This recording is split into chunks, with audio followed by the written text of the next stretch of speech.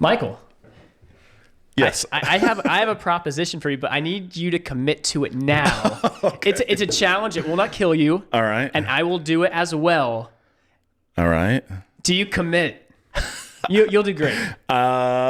Sure. Is this mental or physical? Actually both. I would say it's more mental than physical, but it is a physical component. Okay. I mean, sure. Oh man, you don't even know. I can always go back on my word, right? Yeah, he edits this later. He could always like dub over this, edit it out. I made a purchase upon coming home from Maine. Oh, okay.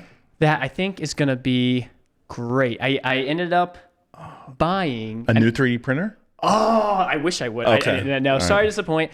I bought an ice plunge, like an ice bath plunge thing. Okay, for like the. Now, I've heard the recent science has come out and kind of debunked some of the health benefits that people were claiming. Yes, there's a lot of claims. Yeah. But in Maine, my brother-in-law, he's got one. Yeah. And it was just fun to do and to see, people's, the mental part of it in this ice cold water. Yeah. So it's not here yet. It will get here tomorrow. But I'm thinking one of these times... Yeah, before the pod. See how it worked for the podcast. Gets us really before the pod or after the pod, and then dub it in. Yeah, that would be because I did hear some guy talking about like your kidney starts flooding your body with antioxidants when you get cold. Your breathing rate increases, but then other people are like, the science is a little sketch on. Actual, I know there needs to be more research, but would it help my elbow? Elbow would be totally healed. Diabetes, asthma, we'll throw it all in. It might as well be a chiropractor. Yeah. I'm just kidding. But so you committed. This will be great, and we can report back. How was the ice bath? Right. Maybe throw it up on a short, like some reactions. This will be good. Because the water is cold. Yeah.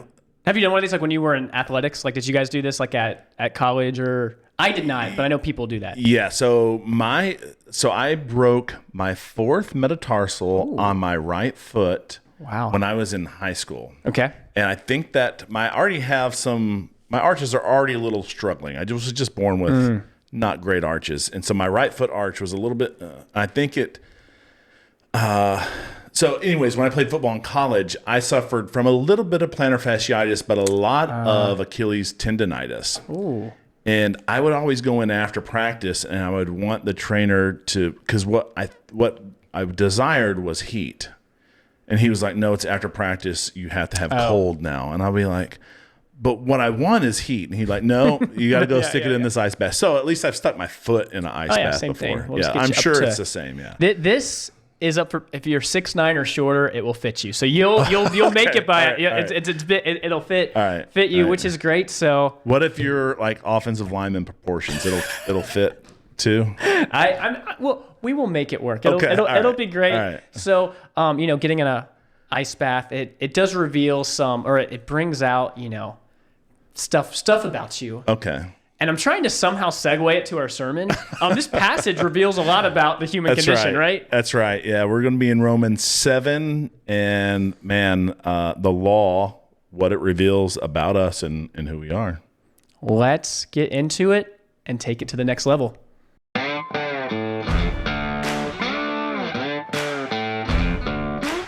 From the heart of the Low Country in South Carolina, it's the Take 2 podcast, where we take theology to the next level. All right, Romans 7 through 13. How was the sermon when you were there?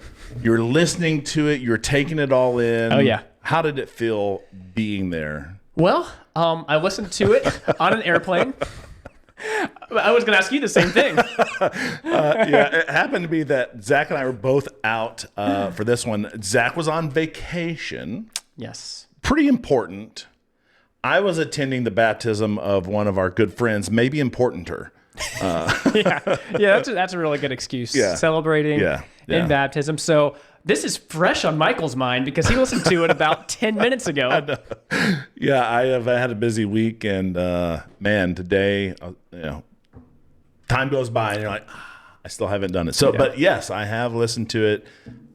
Got some notes for us. So let's hit it. Romans 7. We're going to be looking at the role of the law in a person's life. And the title of the sermon, Utterly Sinful. There's probably some cow jokes in there. Oh, man, we should have prepped for this, man. You got the cow jokes. There's a lot in here, yeah.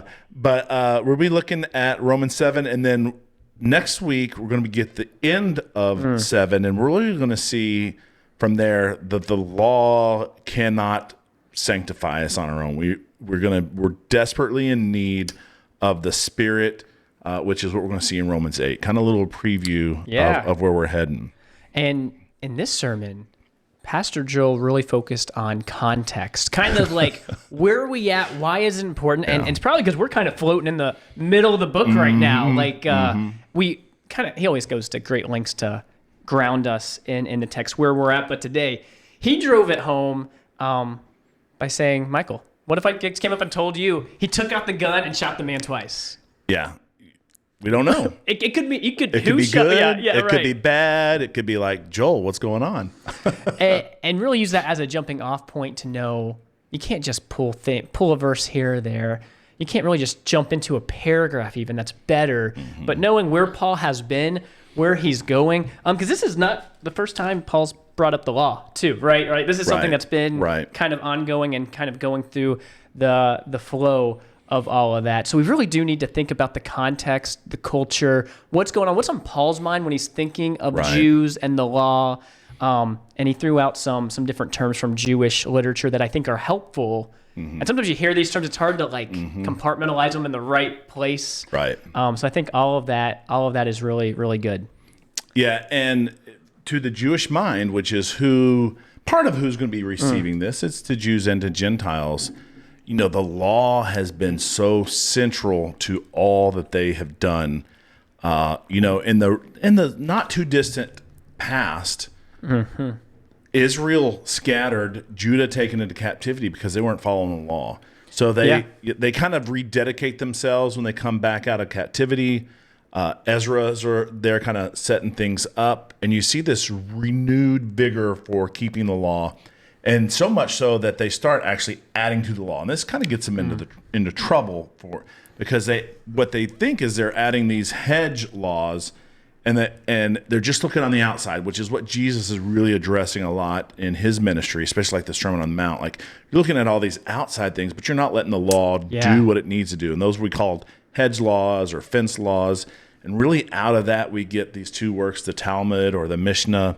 And I know that those are not the exact same, but I think they're related. Do you know any of the differences? I'm trying. I mean, I was gonna hope that you remembered since you just listened to the sermon. But my understanding is Talmud is that basically like commentary on the Torah, and the Mishnah was like a commentary on the commentary. I can't remember if that's what he was saying. Well, I'll put something in the link. There we go. Yeah, and we can link to it. All that to say, there's been a lot of talk about the Sabbath. A lot of these laws, right? Yeah, and that's what Jesus commonly got in trouble for purportedly not keeping the Sabbath because they had built all these rules around the Sabbath. And some of these rules are even in place today. Like, like around large cities like Los Angeles, what I'm told, I haven't gone there to check it out myself, that there's a string tied along the perimeter because part of the thing was Jews were trying to know how not to break the law on the Sabbath. And they were like, well, if you can wrap a string around it, that's your property, and you can move freely within it. But if you go beyond your property, then you can only walk a mile or two.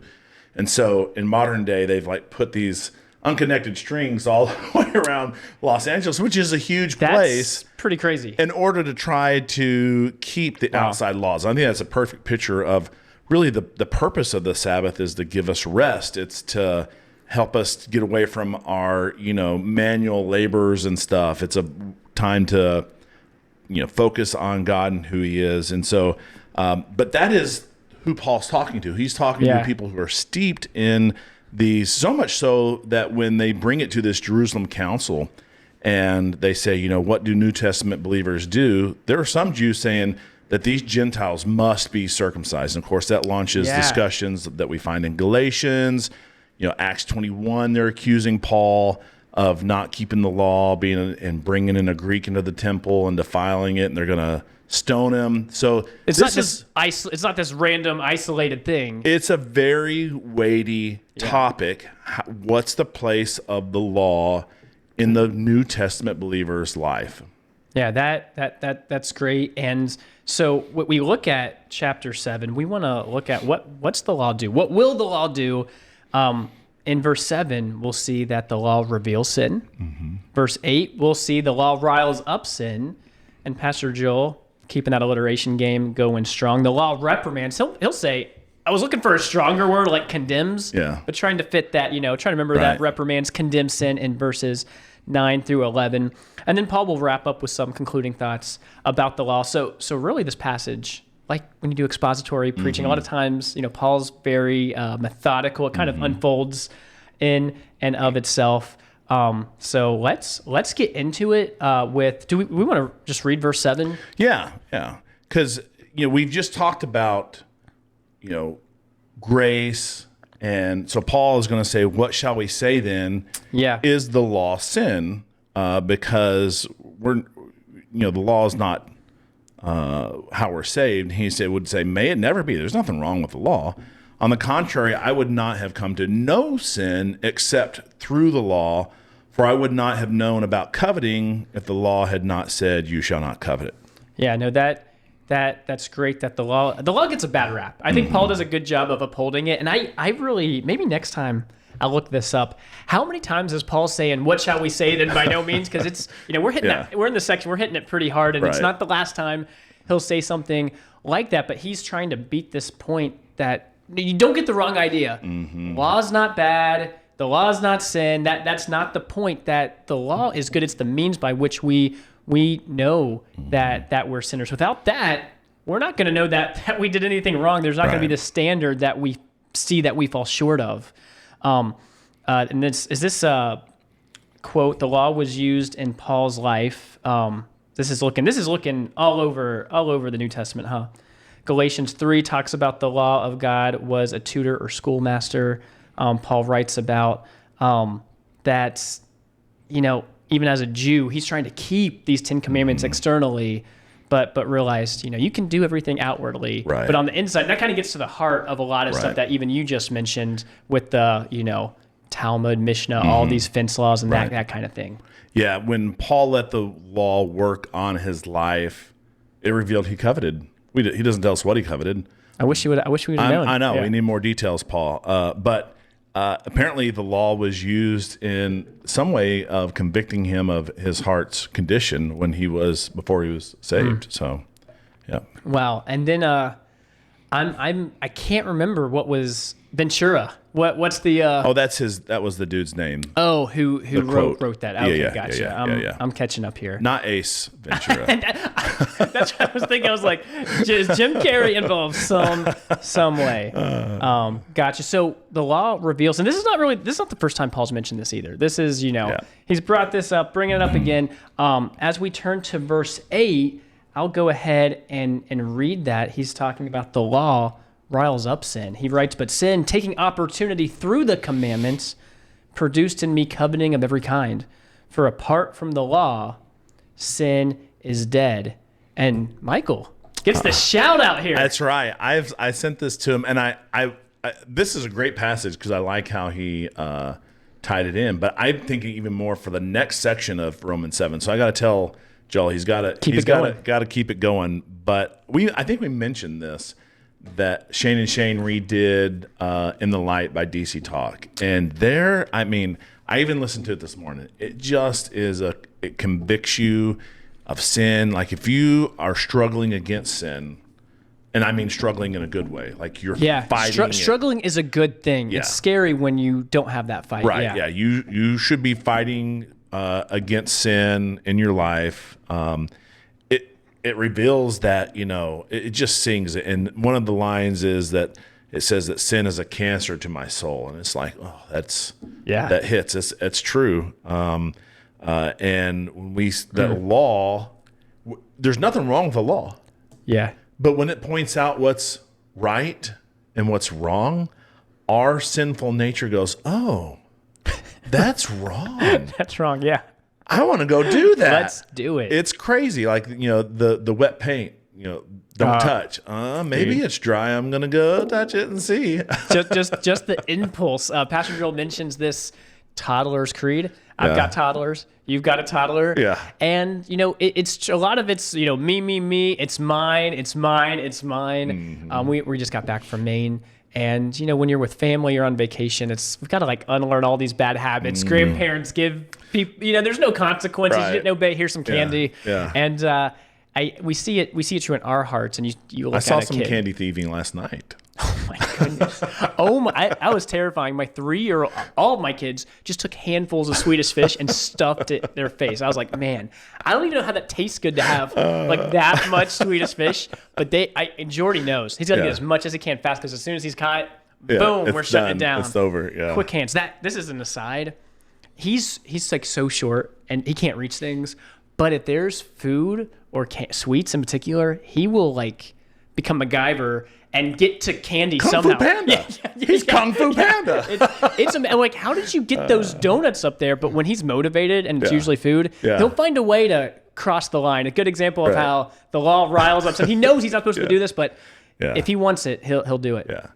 Another example here is an anthill. Where you are living, wherever you are, you may not have fire ants. And for all the people in Africa listening to this, they're natural predators to fire ants, from what I understand in Africa. We don't have any natural predators. Man. And they just build up these huge mounds. And if you've ever kicked one, wow, it's just crazy.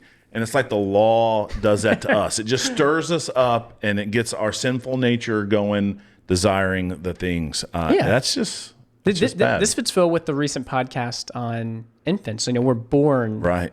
Born Psalm 51, born sinner. And sin is just...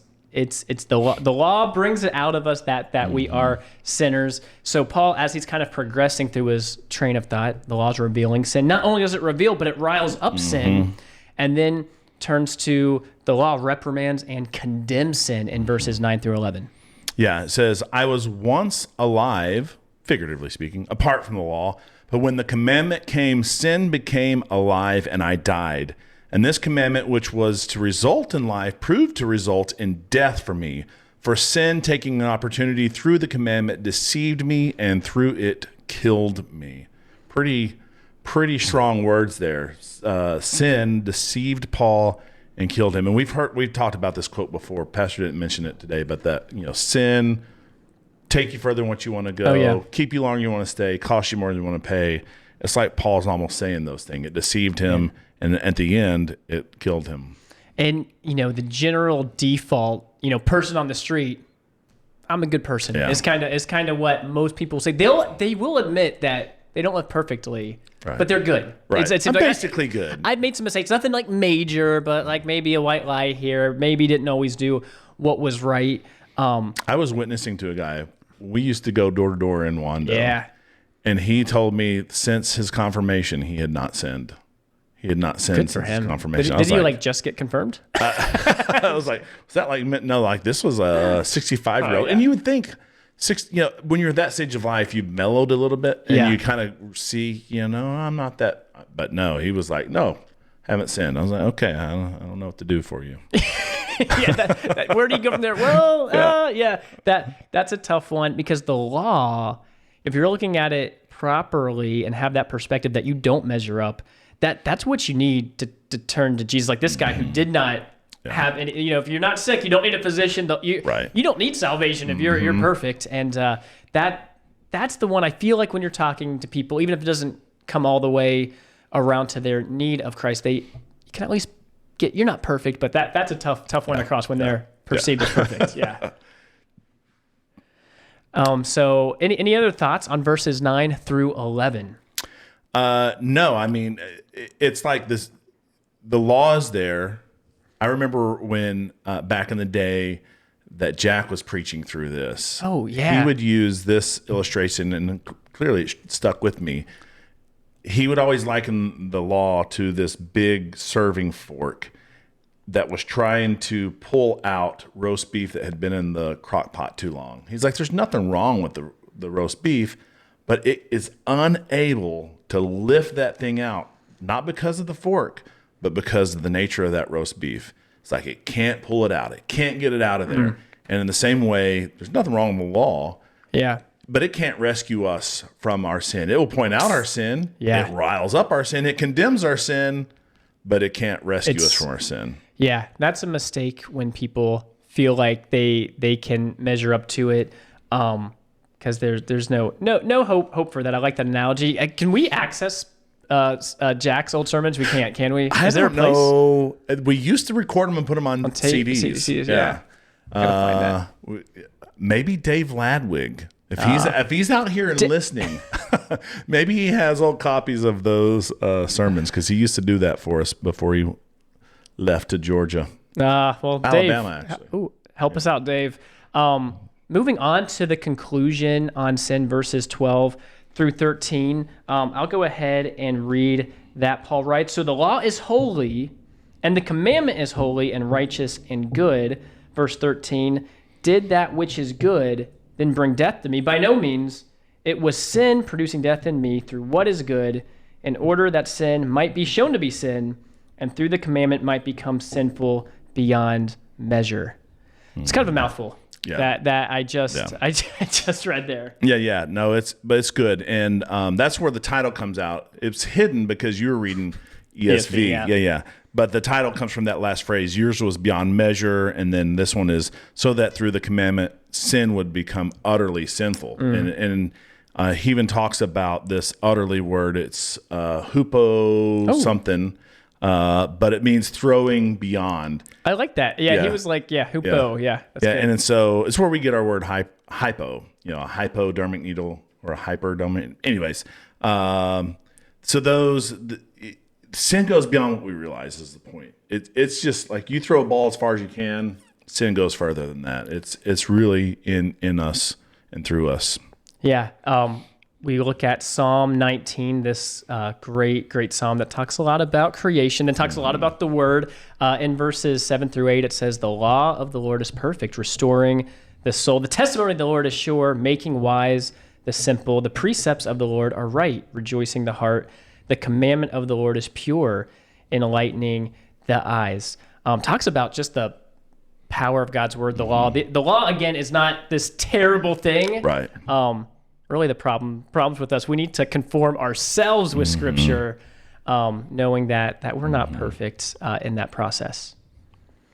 Yeah, and he ends reading the Valley of Vision. Do you have the Valley of Vision?